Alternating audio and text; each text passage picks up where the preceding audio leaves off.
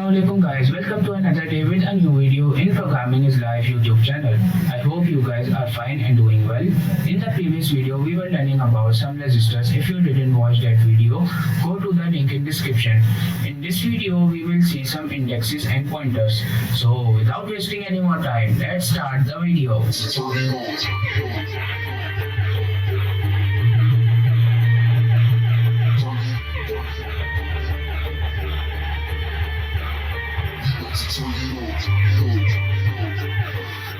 तो फ्रेंड्स, आज का जो हमारा टॉपिक है वो है इंडेक्सेस एंड पॉइंटर्स। जैसा कि पॉइंटर्स और इंडेक्स के नाम से पता चल रहा है कि इंडेक्स जो है इंडेक्स नंबर होता है 1 2 3 4 5, ये रिप्रेजेंटेटिव होता है। और पॉइंटर्स जो है किसी भी चीज़ को पॉइंट आउट करने के लिए हम यूज़ करते हैं कि जिस तरह से आपको अगर कोई पेन चाहिए या कुछ भी आपके पास जो है बहुत सारे पेन में से आपको कोई स्पेसिफिक पेन चाहिए तो आप उसको पॉइंट आउट करते हैं कि मतलब मुझे ये वाला पेन चाहिए। तो पॉइंट करने का ये फ़ायदा होता है कि हम किसी भी चीज़ को पता लगा सकते हैं बहुत सारी चीज़ों में से कि हमें ये चीज़ चाहिए। तो कोड असेंबली लैंग्वेज में पॉइंटर्स का क्या काम होता है, अगर हमें अपने कोड के अंदर किसी ऑफसेट चीज़ को पॉइंट आउट करना हो कि हमें जो है डेटा सेगमेंट से या एक्स्ट्रा सेगमेंट से ये चीज़ चाहिए तो हम उसका पॉइंटर की मदद से एक्सेस करते हैं। हमारे पास 4 इंडेक्स एंड पॉइंटर्स जो है वो दो तरह के होते हैं। स्टैक पॉइंटर होते हैं, बेस पॉइंटर होता है, सोर्स इंडेक्स होता है और डेस्टिनेशन इंडेक्स होता है। जो स्टैक पॉइंटर होता है वो क्या करता है, वो बेसिकली कुछ नहीं करता, वो हमारे जो स्टैक का जो एड्रेस है इस मेमोरी के अंदर हम अपने पूरे कोड को, हमारे प्रोसीजर को प्रिंट आउट करता है। और बेस पॉइंटर जो है उसके अंदर का जितना भी डाटा होता है जो कि हमारा डाटा सेगमेंट में हम इनिशियलाइज करते हैं, जो भी हमारा आउटपुट होता है उसको रिप्रेजेंट करता है।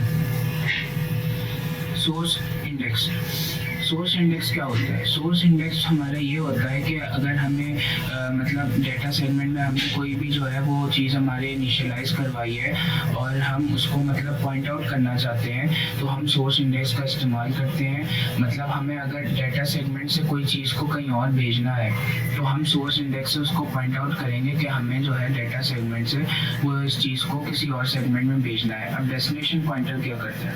डेस्टिनेशन इंडेक्स हमारा ये करता है कि हमारे एक्स्ट्रा सेगमेंट का रिप्रेजेंटेटिव होता है। हम यूजुअली अपने डेटा सेगमेंट से किसी चीज़ को एक्स्ट्रा सेगमेंट में भेजते हैं तो एक्स्ट्रा सेगमेंट की जो लोकेशन होता है वो हमारा डेस्टिनेशन इंडेक्स पॉइंट आउट करता है। सो फ्रेंड्स, देखते हैं कि हमारा जो सोर्स इंडेक्स है उसका इंडेक्स कैसे होता है। तो यहाँ पर हम देखते हैं सोर्स इंडेक्स। सोर्स इंडेक्स में सबसे पहले हमने डॉट डेटा में कोई चीज़ इनिशियलाइज करवाते हैं तो हमने डॉट डेटा सेगमेंट अपना बना लिया। उसके बाद हम अपना वेरिएबल लिखते हैं और हमारा जो अदर लैंग्वेजेस हैं उनमें हम इक्वल्स टू यूज़ करते हैं कोई डेटा टाइप लिखकर। लेकिन असेंबली के अंदर हम डीबी कीवर्ड का यूज़ करते हैं जिससे हम अपना वेरिएबल बताते हैं असेंबलर को कि ये हमारा वेरिएबल है। उसके बाद हम वेरिएबल में वैल्यू लिख देते हैं। फॉर एग्जांपल मैंने कुछ भी लिख दिया यहाँ पर, हम ये सेव करवाना चाहते हैं। अब हमारे पास आएगा स्ट्रिंग 2। स्ट्रिंग 2 बेसिकली हमारे पास एक अरे की तरह यूज़ करेगा कि हमें इस हेलो को उस अरे में स्टोर करवाना है। तो हम कैसे करवाएंगे, तो उसके लिए भी हम एक कीवर्ड यूज़ कर लेते हैं db, मतलब ये हमारा वेरिएबल है। अब हमें अरे बनाना है कितने वर्ड्स का, तो ये है 1 2 3 4 5 वर्ड्स हैं इसके अंदर, तो हमें 5 वर्ड्स का अरे बनाना है। तो उसके लिए हम लिखेंगे 5। फिर हम एक कीवर्ड यूज़ करते हैं dup, जिसको हम डिटेल में आगे पढ़ेंगे। उसके बाद हम इसको 0 से स्टार्ट करवाना चाह रहे हैं तो 0 लिख देंगे, मतलब 0 इंडेक्स से इसको एंड तक ले जाओ। उसके बाद हम आते हैं अपने डॉट कोड की तरफ। डॉट कोड में मेन चीज़ जो हमारे पास आती है वो ये आती है कि सोर्स इंडेक्स और डेस्टिनेशन इंडेक्स का कैसा सिंटैक्स होता है। पहले हम सोर्स इंडेक्स को देख लेते हैं। तो उसके लिए हम ली यूज़ करते हैं। ली कीवर्ड मूव की तरह होता है। मूव जो है कोड के अंदर की चीज़ों को इधर से उधर करता है और ली जो है ऑफसेट चीज़ों को, मतलब जो हमारे कोड से ऊपर डेटा सेगमेंट में डिक्लेयर होते हैं उनको इधर से उधर करता है।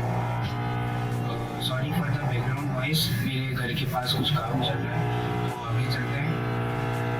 हमारे पास सबसे पहले आता है सोर्स इंडेक्स। सोर्स इंडेक्स हमारा एक डेस्टिनेशन ऑपरेंड है क्योंकि हमें अपनी जो भी चीज़ है उसको सोर्स इंडेक्स में डालना है। तो यहाँ पर हम स्ट्रिंग वन लिख देंगे जो हमारे वेरिएबल का नाम है। इसको हमने पॉइंट आउट करना है, सोर्स है क्योंकि ये हमारी इसको भेजना है कहीं, इसको किसी डेस्टिनेशन में भेजना है, तो ये हमारी सोर्स होगी।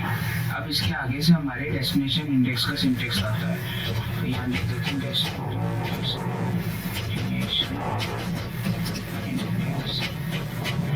तो डेस्टिनेशन इंडेक्स हमारा क्या करता है कि हमारी जो सोर्स है उसको कहीं पर हमारा स्ट्रिंग है जिसको हमने प्रिंट करवाना है उसको हम पॉइंट आउट करेंगे सोर्स इंडेक्स से, और जिस जगह हमें अरे में इसको स्टोर करवाना है उसको हम पॉइंट आउट करेंगे डेस्टिनेशन इंडेक्स से। तो ये देख लें इसका सिंटेक्स।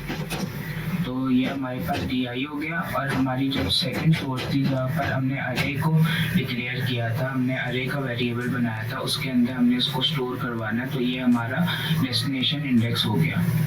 तो फ्रेंड्स ये काम था सोर्स और डेस्टिनेशन इंडेक्स का। नेक्स्ट वीडियो में हम और बहुत सारी चीज़ें जानेंगे असेंबली के बारे में। मैं मिलता हूँ आपसे अपनी नेक्स्ट वीडियो में, जब तक के लिए अल्लाह हाफ़िज़।